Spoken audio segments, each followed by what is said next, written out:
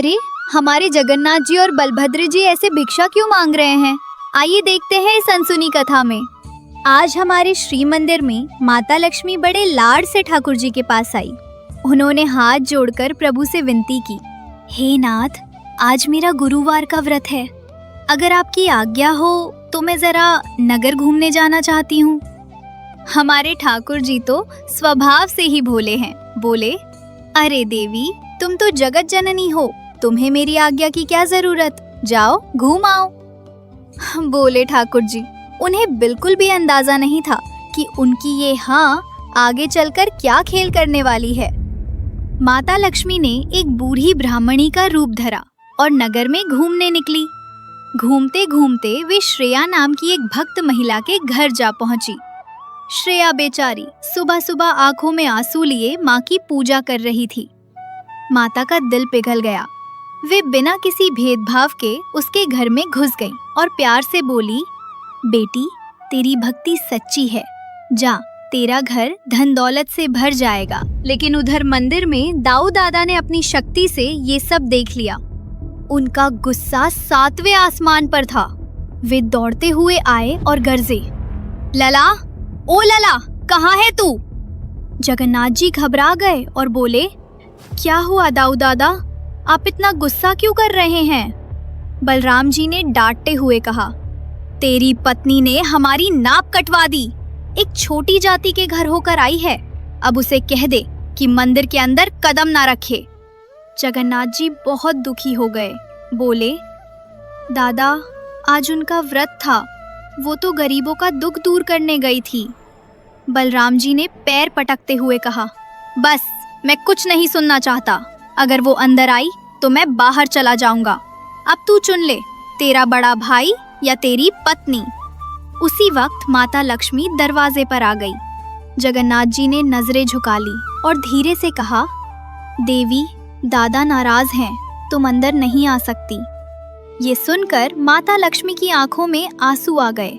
वे गुस्से में बोली, अच्छा, जिस पति के लिए मैंने सब छोड़ दिया वो आज मुझे घर से निकाल रहा है। माता ने अपना पल्लू झटका और बोली, तो सुनिए जगन्नाथ, आज मैं आपको श्राप देती हूँ।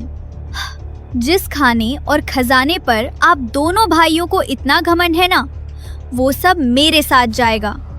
12 साल तक आप दोनों दाने दाने को तरसोगे। जब मैं अपने हाथों से खिलाऊंगी तभी आपका पेट भरेगा। इतना कहकर माता वहां से चली गई। वे सीधे समुद्र किनारे पहुंची और विश्वकर्मा जी से बोली, मेरे लिए यहाँ एक ऐसा महल बनाओ जो मंदिर से भी सुंदर हो। इसके बाद उन्होंने वेतालों को बुलाया और हुक्म दिया, जाओ, मंदिर खाली कर दो। राशन, पानी, गहने और वो गद्दे भी उठा लाओ जिन पर वो दोनों भाई अकर कर सोते हैं। वेताल डरते हुए बोले, माता, अगर प्रभु जाग गए तो? माता आराम से बोली, फिक्र मत करो, मैंने निद्रा देवी को वहां भेज दिया है। अगली सुबह जब दोनों भाई सोकर उठे तो नजारा ही कुछ और था। बलराम जी ने अपनी कमर पकड़ी और चिल्लाए, अरे लला, ये मेरा पलंग कहाँ गया? हम जमीन पर क्यों पड़े हैं? जगन्नाथ जी ने चारों तरफ देखा, मंदिर खाली पड़ा था। वे मुस्कुराए और बोले, दादा, लक्ष्मी गई तो सब ले गई। बलराम जी ने मुंह बनाया और कहा, जाने दे, एक औरत के जाने से हम भूखे थोड़े ही मरेंगे। हम मर्द हैं, अपना खाना खुद बना लेंगे। चल रसोई में। वे रसोई में गए, पर डिब्बे खाली थे। बलराम जी हैरान रह गए। बोले, अरे, भंडार घर देख। जगन्नाथ जी ने कहा, दादा, वहां तो चूहे दौड़ रहे हैं। प्यास लगी तो तालाब पर गए। बलराम जी बोले, थोड़ा पानी ही पी लेते हैं। पर जैसे ही झुके, पानी सूखकर कीचड़ बन गया। शाम तक भूख से दोनों का बुरा हाल हो गया। बलराम जी थक हार कर बोले, चल लला, अब तो भीख मांगना ही पड़ेगा, भेष बदल ले। फटे पुराने कपड़े पहनकर दोनों भाई नगर में निकले। दरवाजा खटखटाकर बोले, माई, 2 भूखे ब्राह्मण हैं, कुछ खाने को दे दो। पर माता सरस्वती ने लोगों का दिमाग फेर दिया था। लोग उन्हें भगाने लगे, भागो यहाँ से, तुम तो चोर लगते हो। एक जगह किसी ने चावल दिए तो बर्तन गायब हो गया। एक योगी से फल मांगा तो उसकी टोकरी खाली हो गई। योगी ने डांट कर कहा, अरे भागो, तुम तो लक्ष्मी के दुश्मन लगते हो। तुम्हारे साए से मेरा फल भी गायब हो गया। जाओ उस समुद्र किनारे वाले महल में, शायद वहीं कुछ मिल जाए। गिरते पड़ते दोनों भाई उस महल तक पहुँचे। वहाँ दासियाँ खड़ी थीं। बलराम जी ने विनती की, देवियों, हम बहुत भूखे हैं, कुछ भीख दे दो। दासियाँ हंसकर बोली, शक्ल देखो इनकी, चोर कहीं के। बलराम जी ने अपमान का घूंट पिया और कहा, देखो, हमें पका हुआ खाना नहीं चाहिए, हम ऊंची जाति के हैं, बस कच्चा सामान और लकड़ी दे दो, हम अपना खाना खुद बना लेंगे। सामान मिल गया, दोनों ने चूल्हा बनाया। बलराम जी बोले, लला तू सब्जी काट, मैं आग जलाता हूँ। पर चमत्कार देखिए, माचिस घिसते घिसते तीलियां खत्म हो गई, पर आग नहीं जली। चारों तरफ सिर्फ धुआं ही धुआं था। धुएं से बलराम जी की आंखें लाल हो गईं। भूख के मारे उन्होंने हांडी पर लात मारी और रो पड़े। वे बोले, धत तेरे की, नहीं पकता हमसे। ओ लला, मैं हार गया। जा कह दे उस मालकिन से, जैसा भी खाना है दे दे, अब ये नखरे नहीं होते। तभी माता लक्ष्मी ने सोने की थालियों में 56 भोग सजवाकर भेजे। दासी बोली, ये छोटी जाति के घर का खाना है, खाओगे? दोनों भाई एक साथ बोले, हाँ हाँ लाओ, सब खाएंगे। जैसे ही पहला निवाला मुंह में रखा, बलराम जी रुक गए। वे भावुक होकर बोले, लला, ये स्वाद, ये तो। तभी थाली में पोड़ पीठा देखकर ठाकुर जी चहक उठे। दादा, ये तो मेरी लक्ष्मी के हाथ का स्वाद है।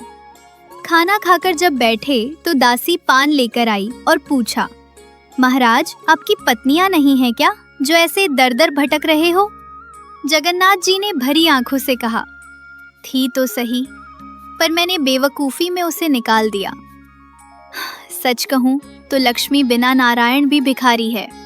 तभी पीछे से आवाज आई, तो अब अकल आई? दोनों झट से पलटे। सामने साक्षात माता लक्ष्मी मंद मंद मुस्कुराते हुए खड़ी थी। बलराम जी, जो भूख से बेहाल थे, दौड़ कर गए और हाथ जोड़कर बोले, अरे देवी, तुम चाहो तो मेरे कान खींच लो या मुझे मुर्गा बना दो, पर अब हमें छोड़कर मत जाना। मैं समझ गया, घर की स्त्री ही घर की असली दौलत है, और कसम से आज के बाद तुम जहाँ जाना चाहो जाओ, मैं मुंह पर ताला लगा लूंगा। बस अब कुछ खाने को दे दो। जगन्नाथ जी ने भी प्रेम से हाथ बढ़ाया और बड़े लाड से बोले, देख लिया प्रिय, शेर जैसा मेरा भाई आज भीगी बिल्ली बन गया है। तुम्हारे बिना वो सोने का सिंहासन भी मुझे कांटों जैसा चुभ रहा था। चलो अब और मत तड़पाओ, घर चलो। लक्ष्मी जी ने नखरे से अपना पल्लू सही किया और तिरछी नजर से बोली, इतनी आसानी से नहीं प्रभु, अभी तो आप कह रहे थे कि हम मर्द अपना खाना खुद बना लेंगे, तो फिर मुझे क्यों बुला रहे हैं? बलराम जी ने पेट पर हाथ फेरते हुए कहा, अरे देवी, वो मर्द वाली बात मैंने वापस ले ली। वो तो भूख में मेरा दिमाग घास चरने गया था, अब माफ भी कर दो। माता लक्ष्मी हंस पड़ी और बोली, ठीक है, पर मेरी एक शर्त है। क्या? माता गंभीर होकर बोली, वचन दीजिए, आज से मेरे महाप्रसाद में कोई जाति पाति नहीं होगी। मेरा प्रसाद कैवल्य कहलाएगा। एक ब्राह्मण एक चांडाल के हाथ से छीनकर भी प्रसाद खा सकेगा और कोई अपवित्र नहीं होगा। क्या ये मंजूर है? जगन्नाथ जी और बलराम जी ने एक साथ हाथ उठाया और हंसते हुए बोले, हमें मंजूर है देवी, 100 बार मंजूर है। और बस ठाकुर जी अपनी रूठी हुई लक्ष्मी को मनाकर गाजे बाजे के साथ वापस मंदिर ले आए।